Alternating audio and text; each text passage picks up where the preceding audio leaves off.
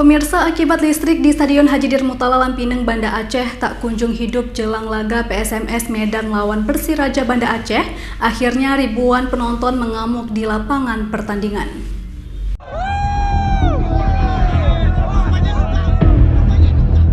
Beginilah kondisi di Stadion Haji Dirmutala Lampineng, Banda Aceh, jelang kick-off Persiraja melawan PSMS Medan, di mana sebelumnya pemain sempat melakukan pemanasan, tiba-tiba listrik di stadion padam. Laga antara Persiraja Banda Aceh melawan PSMS Medan ini seharusnya berlangsung pada pukul 20.30 waktu Indonesia Barat. Namun hingga pukul 20.50 waktu Indonesia Barat, listrik di stadion tak kunjung hidup. Kondisi ini mendorong ribuan penonton marah sehingga membakar papan sponsor yang ada di pinggir lapangan.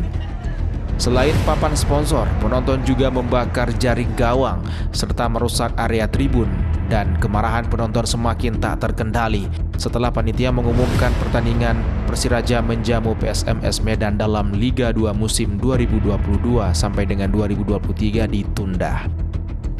Hingga kini belum diketahui akibat padamnya penerangan stadion. Selain faktor lampu padam, kemarahan penonton juga dipicu karena mahalnya harga tiket yang dijual, mulai dari 80 hingga 200 ribu rupiah. Anak gawang memasuki lapangan tadi yang untuk pengibaran bendera fair play, tiba-tiba lampu mati, genset mati. Jadi kita sebagai supporter tahu gimana keselnya rasanya, sudah apalagi dengan tiket yang lumayan tinggi, harga tiket lumayan tinggi. Mungkin itu salah satu faktor para penonton sampai mengulapkan emosi dengan cara begini, ya kan?